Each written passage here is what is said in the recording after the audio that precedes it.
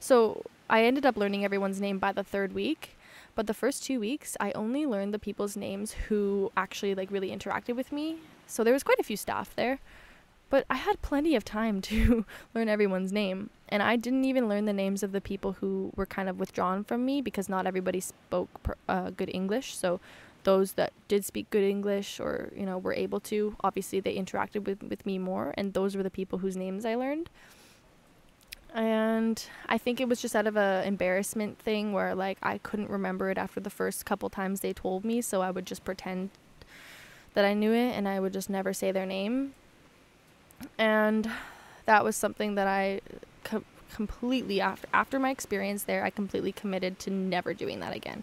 I will ask somebody 5, 10, 15 times if I need to what their name is. Now, I definitely don't need to ask that many times. It usually takes me 2 or 3 times because I'm quite diligent around it. Like, I genuinely want to know everybody's name. And I link it with something in my head, like with a picture or somebody else's name, where I'm able to remember it much easier. But I'm actually making that conscious effort. Now, let me sidebar, okay? Because everybody, I'm dead serious. I swear, every single person says, "Oh, I'm terrible with names." And I was one of those people not so long ago who said, "Oh, I'm sorry, I'm terrible with names. I'm probably going to forget your name." That is not me anymore. That is so not me, because that's average. That's what everyone says. And that's not true. It's not that you're terrible with names. It's that you don't care enough to remember people's names. Now, I care a lot about remembering people's names now, because that's like a huge part of winning friends and influencing people, is learning their name and repeating their name back to them many times throughout conversations. Because, you know, as Dale Carnegie, I'm pretty sure it's Dale Carnegie's book, How to Win Friends and Influence People, like as he says, a person's favorite word, everybody's favorite word is their own name. So when you don't learn their name, they know it and they feel it and they change their perception of you. When you say their name back to them, it really affects the way that you can connect with them.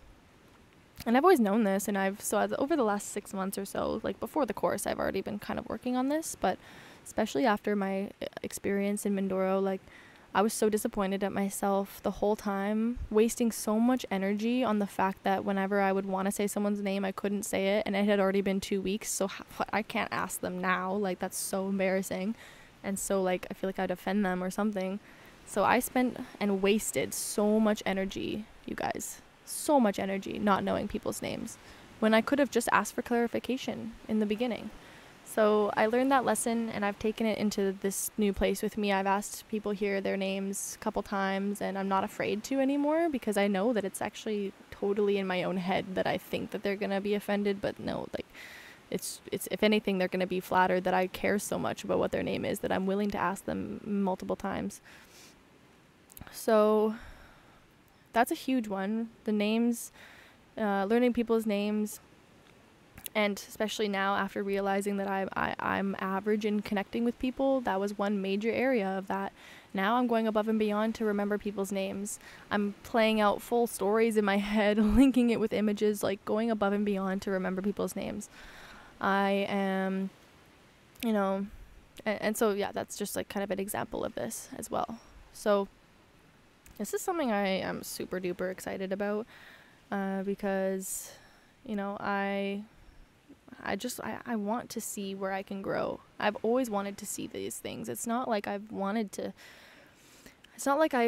had this ego barrier of like, I don't want to see these things in myself, so I choose not to, or I just think that I'm so perfect. Like, I knew I wasn't perfect. I just couldn't see where I wasn't perfect at. Like, I mean, I'm not perfect at anything, but like, I just couldn't see. I could not have any roadmap of like, where can I improve? I just only saw the good in myself. And I now have broken past that. I've broken through. So let's see what's next.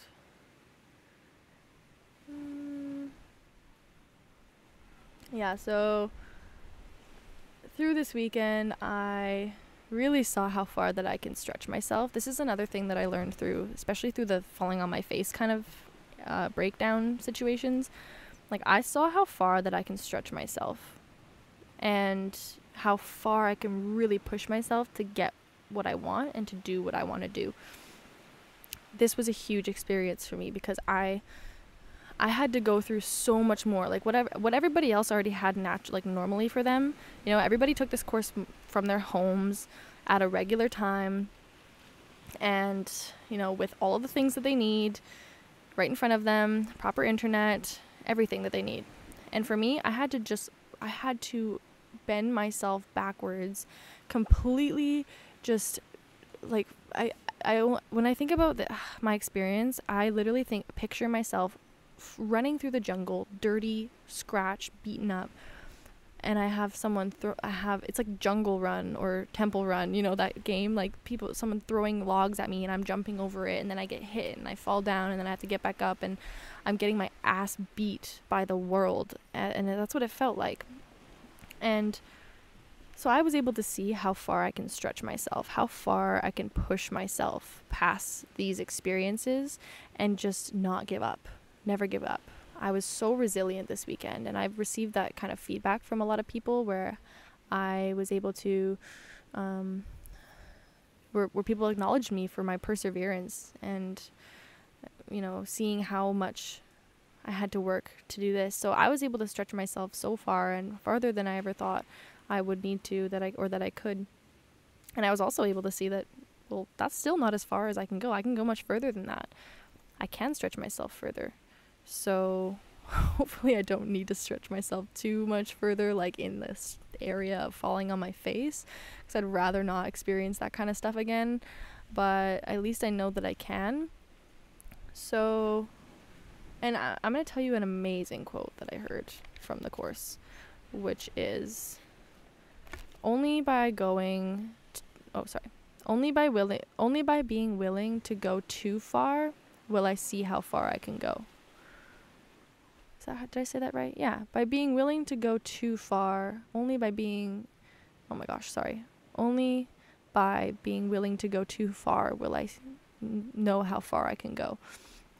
And that really represents beautifully what I had gone through and how my experience was. So, okay, so here are, since I'm still, I'm going to tell you guys, I have a bunch of things to say around this course. It's still not done. This is going to be a long episode, like I said. I'm going to tell you some of the things some of the feedback I got from people in the course, and about my character, and or about what people saw in me. And I'm just going to tell you the negative feedback, because I don't need to talk about, the positive feedback, I don't think that, that really, it was nice to hear, but that was not really what I needed to hear. Like I said, I have a good idea of all the positive things about myself, but it's the negative things I needed to hear. And so I'm going to tell you I'm only going to tell you the things that I heard that I resonated with.